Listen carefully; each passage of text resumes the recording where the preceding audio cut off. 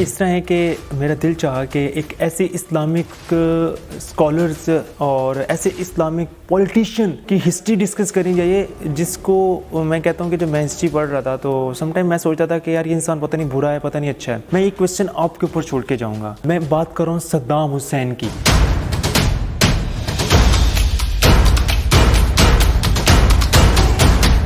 सद्दाम हुसैन कौन था और इसको ईद उल अज़हा वाले दिन क्यों फांसी दी गई? यानी आज तक हमारे इस्लाम के अंदर ऐसा नहीं है कि किसी इंसान को बकरा ईद जो बड़ी ईद है उसके ऊपर उसको फांसी दी जाए ईद उल अज़हा पे।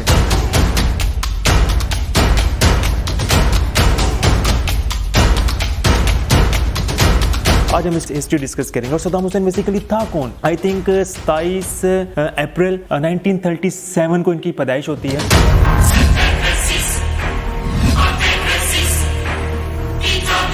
और ये उस जगह पैदा होते हैं जहाँ पे सुल्तान सलाहुद्दीन अय्यूबी जो हैं, जिस गांव में पैदा होते हैं, सद्दाम हुसैन भी वहीं पे पैदा होते हैं। अब सद्दाम हुसैन जो थे, जब इन्होंने अपना होश अभी संभाली नहीं था, इनके फादर जो थे इनको छोड़ के चले गए थे। जब इसकी अम्मी ने दूसरी शादी की तो सद्दाम हुसैन का जो फादर, वो सद्दाम हुसैन के ऊपर बड़ा जुल्म करता था।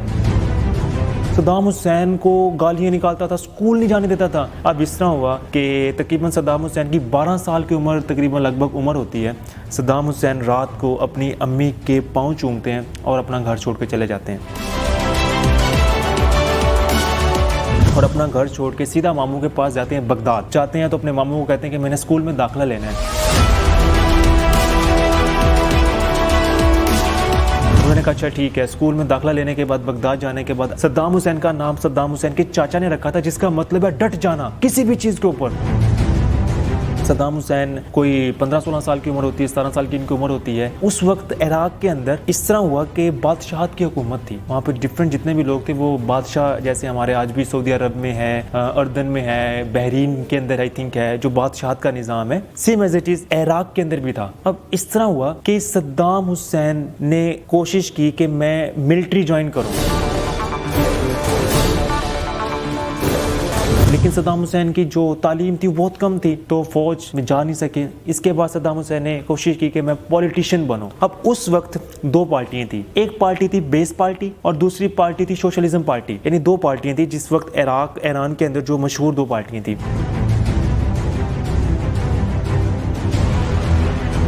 अब इस तरह हुआ कि सद्दाम हुसैन ने बेस पार्टी इख्तियार की। वहाँ पे बेस पार्टी जब इख्तियार की तो इस तरह हुआ कि जनरल अब्दुल कासिम उन्होंने बादशाहत के खिलाफ बगावत की और सद्दाम हुसैन जहाँ पे बेस पार्टी थी, बाइस पार्टी थी, वहीं पे उन्होंने ज्वाइन किया। लेकिन कुछ अरसे के बाद जो सद्दाम हुसैन की जो पार्टी थी, जिससे सद्दाम हुसैन ने बेस पार्टी जो बनाई थी, सद्दाम ने तो नहीं बनाई थी, वहाँ पे जिन लोगों ने बनाई थी सद्दाम ने हिस्सा लिया था, वहाँ पे जनरल अब्दुल कासिम का इख्तलाफात हुआ और वो पार्टी जो है इनको छोड़नी पड़ गई। और इख्तलाफात इतने ज़्यादा हो गए कि उसको ये कहा गया कि जनरल अब्दुल कासिम को अब मारा जाए। अब मारने के लिए किसको चुना? एक सद्दाम हुसैन को चुना, एक सद्दाम हुसैन के दोस्त को चुना। अब इस तरह के सद्दाम हुसैन ने जब जनरल अब्दुल कासिम को गोली मारी तो गोली जनरल को नहीं लगी, दूसरे बंदे को गोली लग गई। उसमें क्या हुआ कि उसने दोबारा अटैक किया, सद्दाम हुसैन की टांग के ऊपर गोली लगी और दूसरे दोस्त के जो सद्दाम हुसैन का था वो फौरन मर गया वहीं पे। अब जब सद्दाम हुसैन को गोली लगी, आप इमेजिन कर सकते हैं कि डेफिनेटली बात है पकड़ा गया होगा। नहीं, सद्दाम हुसैन वहाँ पे भागा और दरियाए दजला में छलांग लगा दी, सीधा गया मिस्र। वहाँ पे मिस्र गया, वहाँ पे तालीम हासिल की। कुछ दिनों के बाद पता लगा कि जनरल अब्दुल कासिम जो है उनका कत्ल हो गया। अब जब उनका कत्ल हुआ तो सद्दाम हुसैन ने कहा कि अब मुझे अपने मुल्क इराक जाना चाहिए। फौरन क्या करते हैं, इराक जाते हैं ये। अब जब इराक जाते हैं, जैसे ही जाते हैं वहाँ पे पार्टी जो थी उनकी सोशलिज्म पार्टी थी, तो फौरन सद्दाम हुसैन को गिरफ्तार कर लिया जाता है।